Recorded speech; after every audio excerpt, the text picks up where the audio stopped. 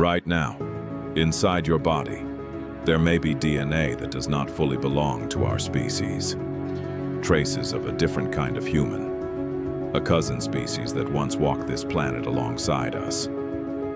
They hunted beneath the same skies, endured the same ice age cold, and fought for survival in a world far more dangerous than our own. Their name was Neanderthal. For decades, we believed their story ended, while ours continued. Yet modern science has revealed something deeply unsettling. Neanderthals did not simply vanish. They were not erased by time. They were absorbed into us. At this very moment, more than half of the world's population carries Neanderthal DNA within them. Fragments of their immune systems, their skin adaptations, perhaps even elements of their behavior. They are not gone, they are alive, inside millions of people walking the earth today. So what really happened to them?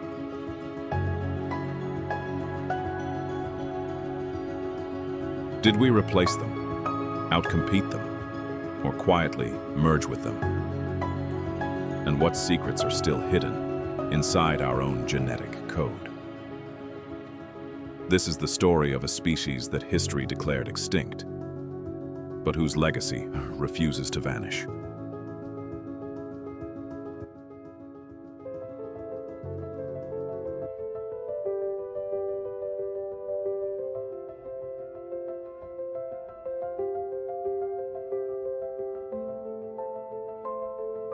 For centuries, the Neanderthals were misunderstood.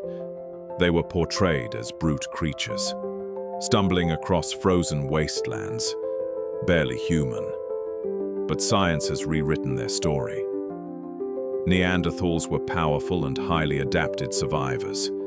Their bodies were shorter and thicker than ours, built to conserve heat during the brutal ice ages. Their massive chests allowed incredible lung capacity. Dense bones and muscular limbs gave them enormous strength and endurance beyond most modern humans. Their brains, on average, were slightly larger than our own. Neanderthals controlled fire. They crafted finely shaped stone tools designed for close-range hunting. They stalked mammoth and giant bison, often working together as coordinated hunting parties. Survival demanded intelligence as much as strength. But perhaps most surprising of all, Neanderthals cared for one another. Archaeological sites reveal individuals who survived for years with severe injuries that would have been impossible to endure alone. Someone must have fed them, protected them, and carried them through daily life. Neanderthals buried their dead. They placed tools and flowers beside the bodies, suggesting grief, and perhaps ritual. Some evidence even points to simple ornamentation, beads made from shells, and symbolic markings. They were not mindless beasts. They were emotional, intelligent humans, with culture, memory, and community. For more than 300,000 years, Neanderthals thrived across Europe and Western Asia, long before our species ever arrived. They were not fading relics clinging to survival. They were a dominant human species, perfectly suited to their world. And then, we appeared. Around 60,000 years ago, our species, Homo sapiens, began a long journey out of Africa. We were explorers, adaptable, and endlessly curious. We moved across continents, following rivers, coastlines, and animal herds. Eventually, our path led us into lands already occupied. In caves of the Middle East, across the forests of Europe, along frozen river valleys stretching into Central Asia, modern humans encountered Neanderthals. Two human species, both intelligent, both skilled hunters, both fighting to survive the same harsh world. What happened when they met remains uncertain.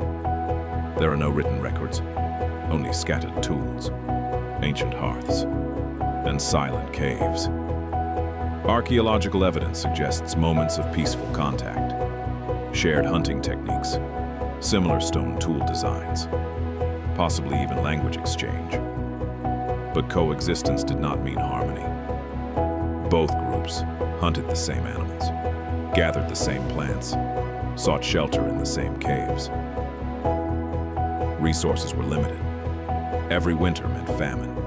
Every failed hunt meant starvation. Competition was unavoidable. Modern humans held subtle advantages. Our social networks were larger. Information traveled faster between tribes. New tools spread quickly. Neanderthal communities remained smaller and isolated. When disease or climate disaster struck, entire groups could vanish without replacement. Yet despite competition, we did not merely fight for survival side by side. We connected. In rare moments, two worlds crossed, not in violence, but in intimacy. Modern humans and Neanderthals formed families. They raised children together, and unknowingly, they began merging two human lineages into one. For decades, most scientists believed that Neanderthals vanished completely, that their bodies returned to dust, and their story ended without a trace. Then, in the early 21st century, geneticists achieved something once thought impossible. They extracted fragments of DNA from ancient Neanderthal bones. The sequences they uncovered changed everything. Neanderthal DNA did not stop at prehistoric remains. It appeared inside us. When scientists compared modern human genomes to Neanderthal DNA signatures, they found undeniable overlap. Across Europe, Asia, and the Americas, most people whose ancestors left Africa carry between 1% and 3% Neanderthal DNA. That may seem insignificant, but when multiplied across billions of people, it represents entire populations whose genes never went extinct. Traits once possessed by Neanderthals still activate in your body today. Genes affecting immune responses, skin adaptability to cold climates, muscle fiber strength, and even circadian rhythms. When you fight off respiratory infections, your defenses may be activating systems inherited from Neanderthals. When your body retains heat in winter environments, you may be using survival solutions revised over hundreds of thousands of Ice Age years. Neanderthals were not erased.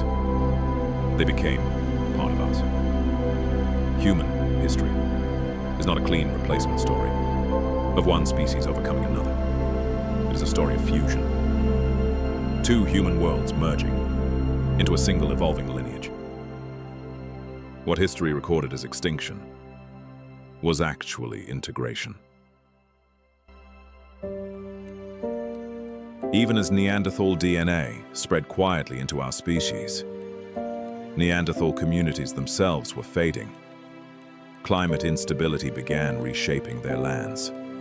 Ice sheets advanced, forests retreated, and the animals they hunted became harder to find.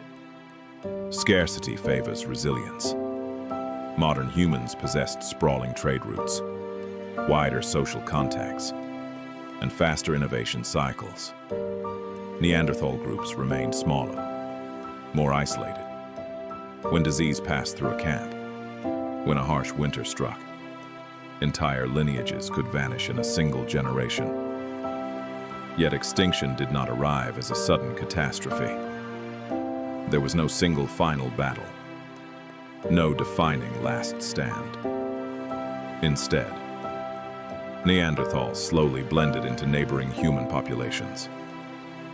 Their descendants grew up speaking different languages, belonging to expanding tribes with new identities. Generation by generation, Neanderthal communities became indistinguishable. By 40,000 years ago, the last recognized Neanderthal individuals had died. And yet, their blood continued forward. Today, when you look into your genetic makeup, you may see traces of an ancient cousin species.